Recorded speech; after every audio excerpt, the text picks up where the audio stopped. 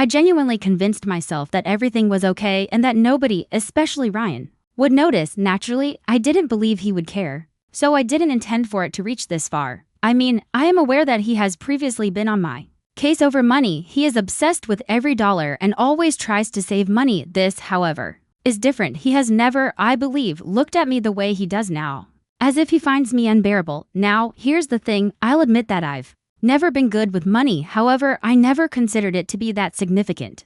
I guess I've always thought that it doesn't matter as long as we're making ends meet. They say that life is short. I've been known to carelessly swipe my card, purchase unnecessary items, and take unaffordable vacations out of pure want. It's similar to a little getaway. However, Ryan is the exact opposite. Everything is about saving and planning, and he budgets like a robot. I understand, I truly do. But I just want to live a little while. He seems to be worrying about money all the time. However, he has been ignoring me lately. He accuses me of being careless and living above our means for months. He has been telling me to reduce, but every time I try, I feel like I'm drowning in everything else. It's as if he figures everything out and then dumps it all on me, as if I should suddenly change. It's too much strain. I can't, it's draining. I am aware that I have been attempting to avoid this for some time by concealing the invoices and disregarding the statements. I promise you that there was only 1 month during which I thought, okay, I'll deal with it later. I reasoned that I would be fine if I could just get through the holidays, receive a bonus, or perhaps sell something pricey that I no longer even use. I could pay off some of the credit cards and cover everything, the invoices, my mess, the credit card statements, the loan notices, the past due payments. All of it was there in front of Ryan. When he dug through the drawers in search of something, I'm not even sure what it was. His expression simply fell when he saw it. Never in my life have I seen him look so devastated. How's something? How long have you been hiding this from me? He asked, staring at the documents without shouting at me. At first, I was speechless and just froze. I was at a loss for words. I simply couldn't handle it. It's not like I intended to hide it from him forever. Then things began to get out of hand. I was thinking, I've already made my bed. There's no way I can fix this now. More and more, to be honest, I don't feel guilty at all, at least not in the proper manner. Yes, I understand that it's a disaster, but Ryan is also not flawless. He's always so aloof and chilly with me. He seldom discusses his emotions since he is constantly preoccupied with his work and fixated on checking his accounts to make sure we have. I suppose all I wanted for retirement was to feel like myself, you know?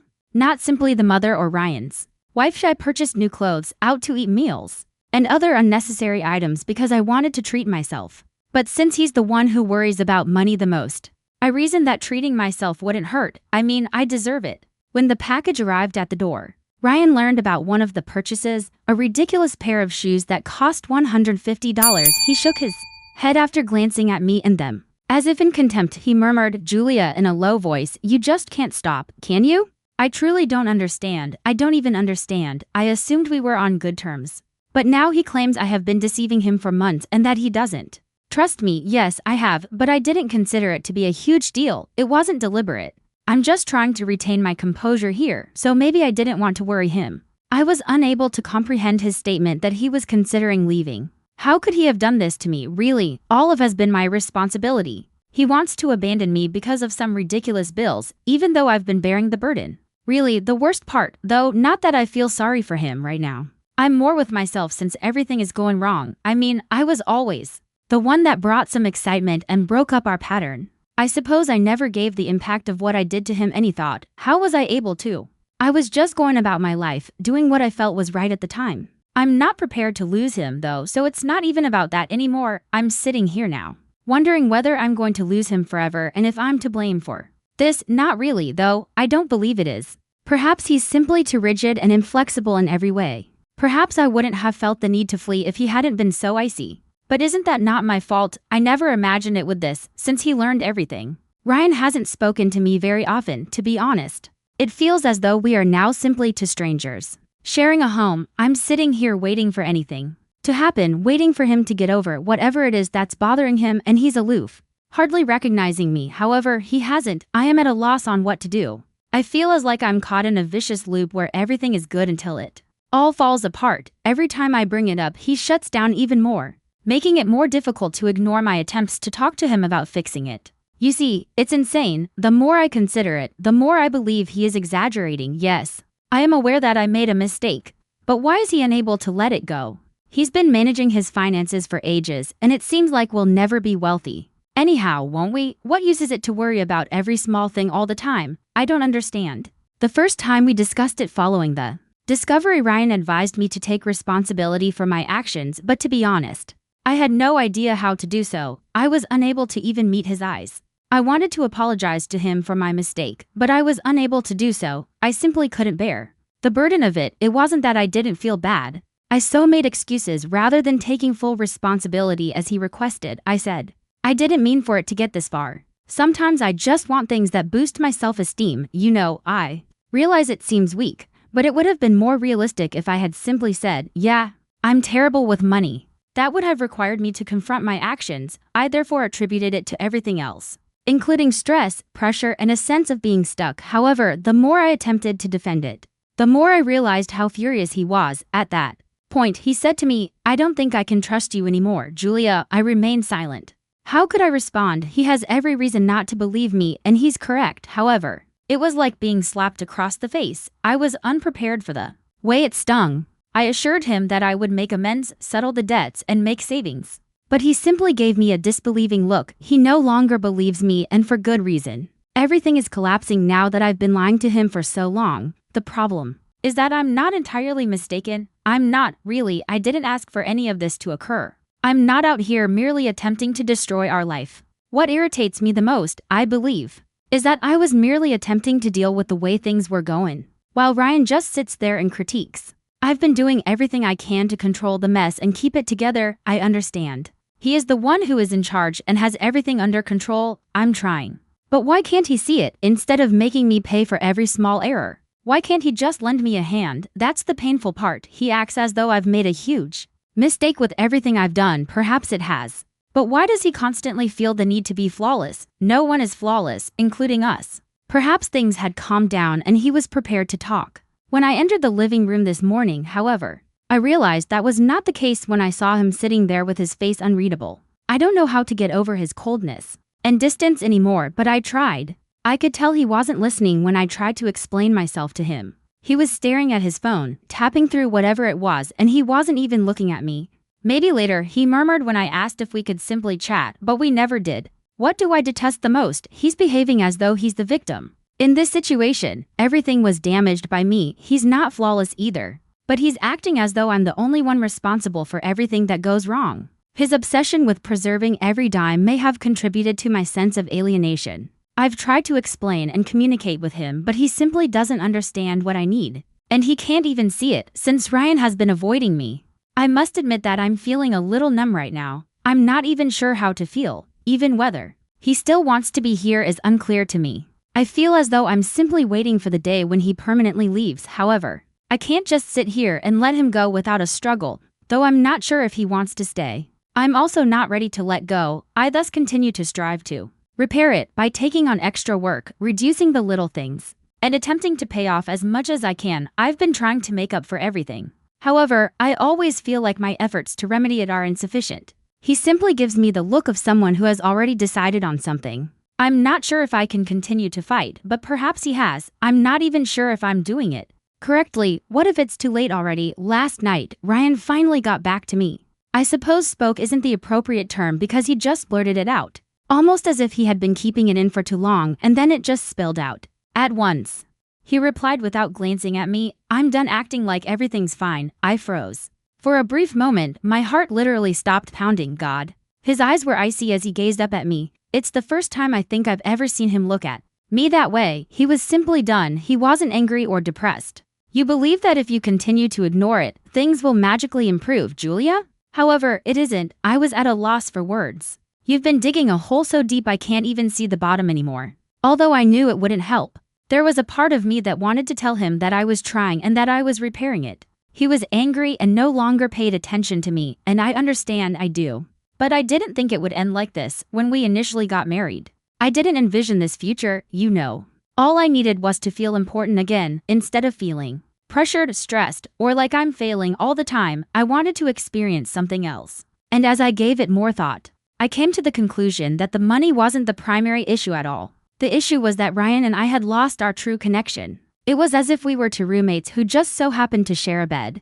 Not only did we stop laughing, but we also stopped talking. Everything seemed like a trade. Naturally, I became defensive. I was unable to resist. I know deep down that I'm not all terrible. So whenever I feel like someone is attempting to paint me as the villain, I always become defensive.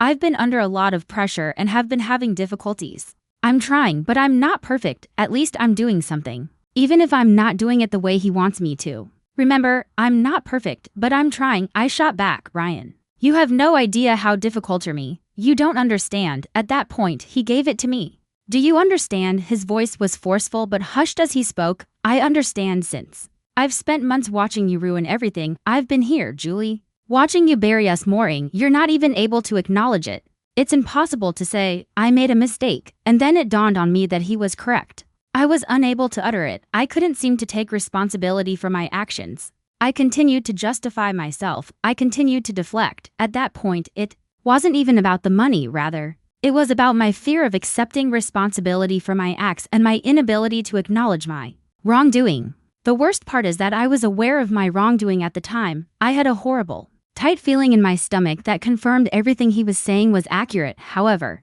I didn't want to confront it. I did not want to be the one who had made all the mistakes. That was not how I wanted to see myself. Ryan got up and made his way to the door. Julia, I can't do this any longer. I require room. I need time to think, he said. And then he vanished, out the door. I swear. It felt like my entire world was collapsing as I sat there in the quiet. It wasn't meant to be this way. I didn't think things would turn out this way. I believed we could make it right and return to our previous situation. However, I'm not even sure if he still desires it now. I felt like crying. I felt like screaming. I wanted to do all in my power to keep him around. However, I was unable to. All I had was this burdensome, oppressive shame that was pulling me down. I was aware that I had done it, even though I knew I had messed up.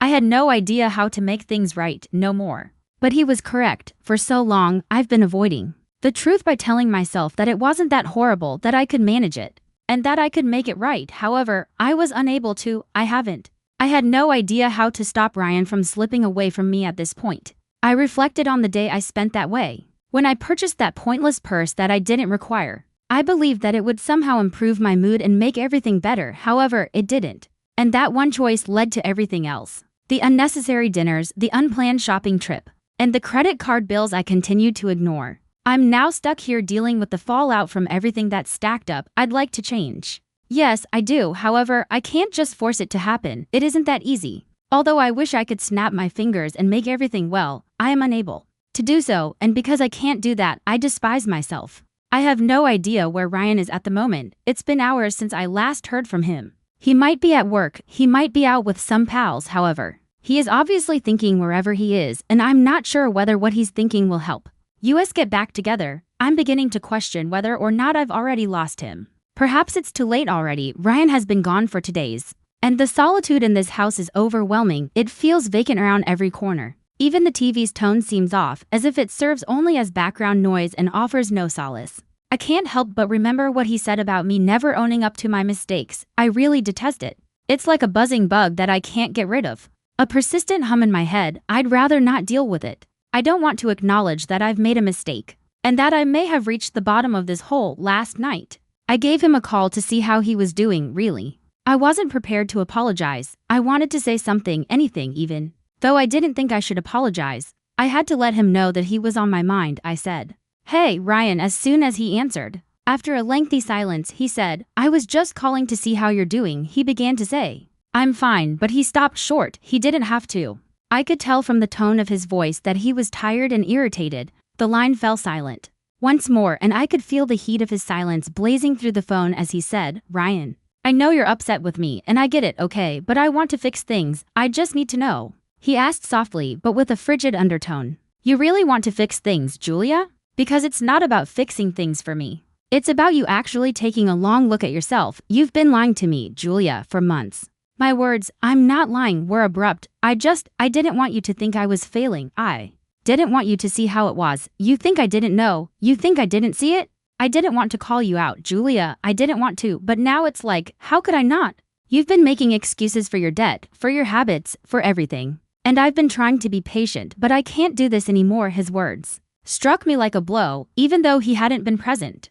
The world around me seems to have paused for a moment. I was unaware of how far I had pushed him. I had no idea that he was also bearing this burden. I said, "I'm sorry, Ryan, and I meant it this time." I was unaware. I believed I was maintaining my composure. "I didn't want you to feel like you had a lot on your plate. I understand it," he replied, his voice slightly softer. "But you must realize something, Julia. I can't continue to bear your faults on your behalf. I don't mind helping you.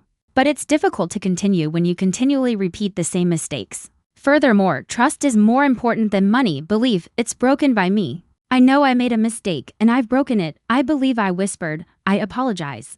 I'll stop at nothing to make this right. Julia, you need to start being honest with me and with yourself. I'm not asking you to change everything at once. I can't do if you keep hiding from it." The conversation ended there, and I sat in my living room for what seemed like hours staring at the blank TV screen. It wasn't just about the money anymore. It was about me hiding everything from him, from myself, and from this relationship. I went to bed that night thinking about everything I've been avoiding, my lack of control, my impulsivity, and how I've been living in this world where I pretend everything's fine even when it's not. It's exhausting, and I can tell that Ryan is tired of it. I assumed he would just keep going along with it like he always does, but he's done. And that scares the hell out of me. I got up early the following day because I knew that if I didn't do something, anything, I would lose him forever. I took out my credit card statements, and in weeks, it was as bad as I had imagined, worse. Actually, because I had been charging for things I didn't need, like food deliveries, clothes, and sporadic online purchases. That seemed insignificant at the time, but when you add them all up, it's a mountain that's crushing me. I couldn't take it back. I know now that it's not just the money, it's the way I've been acting, the way I've been avoiding everything. Because it's easier than facing the truth, but I can't keep doing that. I can't keep acting like everything's fine when it's not. I felt my stomach turn as I thought about how Ryan had been there watching, probably trying to give me space to handle it, but I kept pushing him away. I picked up my phone and texted Ryan saying, "I realize I made a mistake. I'm prepared to get this fixed. We are what I want to work on." Before I could talk myself out of it, I pushed submit. It wasn't much, but it was honest. "I hope it's enough." I waited, but the reaction wasn't what I had hoped for. "I need to be better. I'm not sure whether I can do this anymore, Julia. Time? How much time do I have? How much longer can I keep pretending I have control over this mess?" I read the message over and over on my phone, hoping it would change, hoping it wasn't real. "I think you need some time to figure yourself out." And suddenly, the fear I'd been avoiding hit me hard. I might lose him. I stared at the message for what seemed like forever. My heart sank, and for a moment, I couldn't breathe. My throat was constricted, my head was spinning, and all I could do was stare at that screen, unable to come up with a response. I had become so engrossed in the maelstrom of it all, spending, lying, hiding, that I had never taken the time to consider what Ryan and we needed. And I kept pushing him away, justifying it with all these excuses. I blamed him for not seeing sooner, for not stepping in, but now I realize how foolish that was. He was attempting to assist me, and I turned him down because I believed I had everything under control. But I was lying to both of us, and it was too late. After a while, I put my phone down and tried to gather myself. I knew that staring at the screen would not get me anywhere, but where do I even begin? I paced for the next few hours, thinking about everything we had been through, including the arguments, the silences, and the times when I could have just been honest.